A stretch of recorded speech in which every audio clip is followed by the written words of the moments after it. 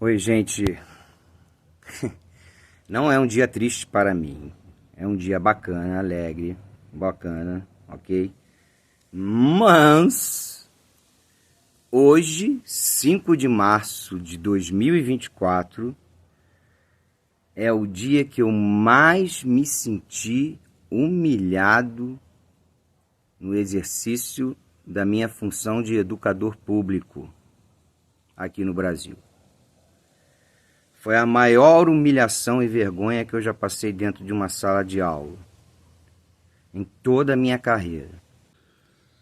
A escola está em obras, muito bom, e que as obras fiquem muito bem feitas, né?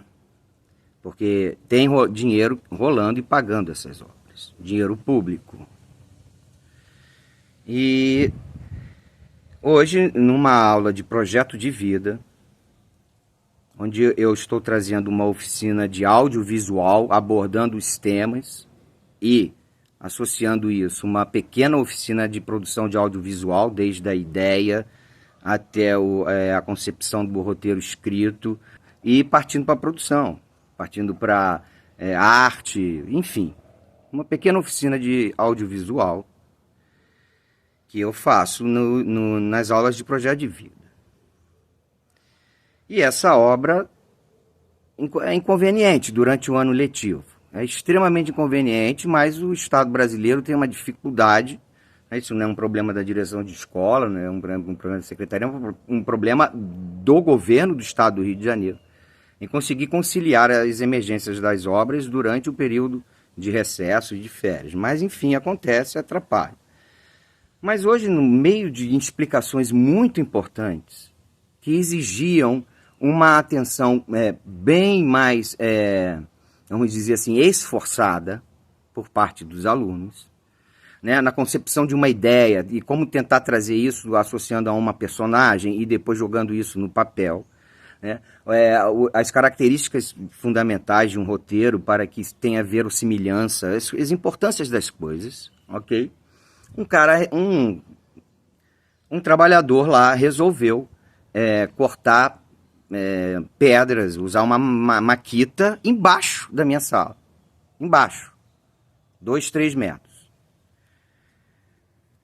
Eu, de início, atrapalhou e eu não vou ficar gritando, tendo que competir com uma maquita. Já começou a ficar muito esquisito isso.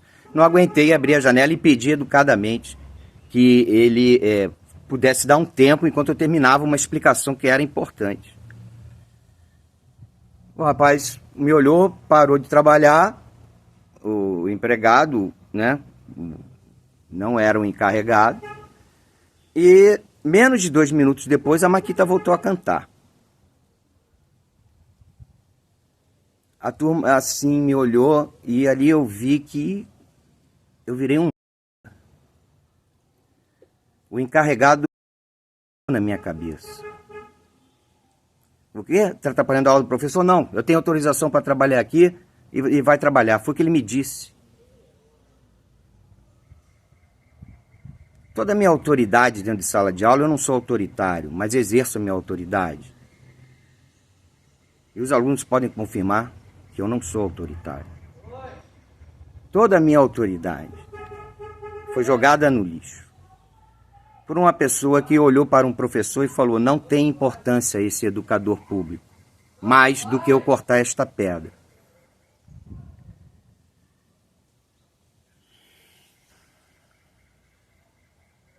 Meu irmão, isso é de um desrespeito, de uma humilhação frente à turma. Mas eu voltei e pedi uma segunda vez. Foi quando o encarregado me disse isso. Ele tinha autorização para trabalhar ali e ia trabalhar. E foda-se a tua aula. Só faltou usar essa palavra. Aí é claro que eu falei: não, meu irmão, você tem que parar. Não lembro o que eu falei. Eu falei, xinguei, falei um palavrão. Não xinguei eles, falei um palavrão. Ok? E o cara ainda teve a cara de pau de ir na direção, reclamar de mim, dizendo que eu tinha xingado ele. Mentiu. Eu não xinguei ninguém, falei palavrão. Aliás, eu considero palavrão didático e uso palavrão nas minhas aulas. Quando bem empregado, o palavrão é super didático. E ali eu vi como é a vida de um professor. Ser humilhado frente à turma, de tal maneira. Olha só, o que os alunos vão pensar disso? Então, olha só, o cara resolveu cortar a pedra e o professor não faz nada, coitado. É mesmo. Foi isso que aconteceu comigo hoje na sala de aula. Dia 5 de março de 2024. O dia que eu fui mais humilhado dentro de sala de aula. Nunca me senti tão humilhado como hoje, dentro de uma sala de aula. E desrespeito, profundo desrespeito ao trabalho de um professor. Isso me faz pensar bastante sobre o que eu passei em Paris como professor e o que eu passei, não trabalhando como professor, mas sendo reconhecido como professor lá, e o que eu passei aqui no Brasil hoje. Em Paris eu conheci um coreano, lá no hotel com cozinha comunitária, um barato, economiza bastante, tu vai no mercado, compra, e cozinha, faz a tua janta, ok, é teu almoço, só não dá para fazer café da manhã, porque o café da manhã o hotel usa a cozinha, obviamente. Mas nessa você acaba conhecendo pessoas que estão cozinhando ali e tal.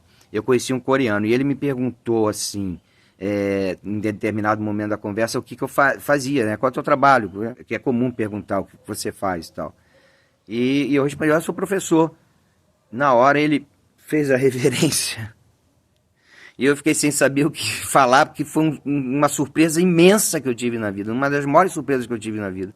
Uma pessoa que eu não conheço, nunca vi, tô conhecendo ali agora, não sei o quê, batendo um papo, trocando ideia, cozinhando junto.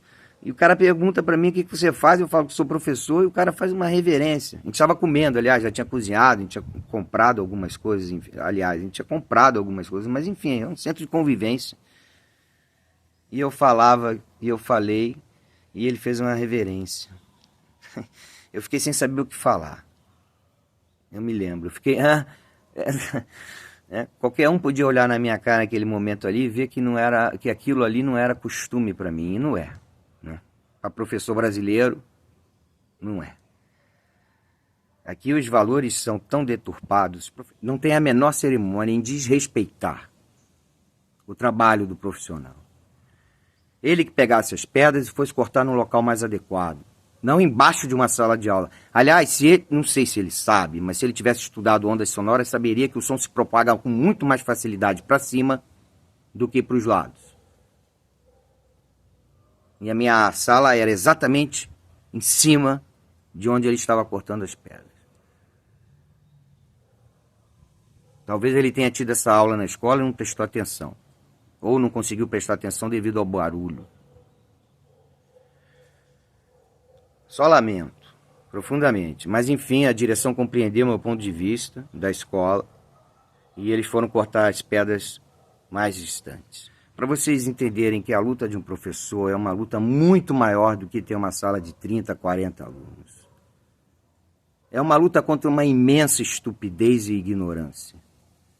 O professor apanha da estupidez e da ignorância. Os professores sendo atacados aí por pensamentos extremistas, professores e escolas e universidades. É assim. Então fica aí o dado recado, ok?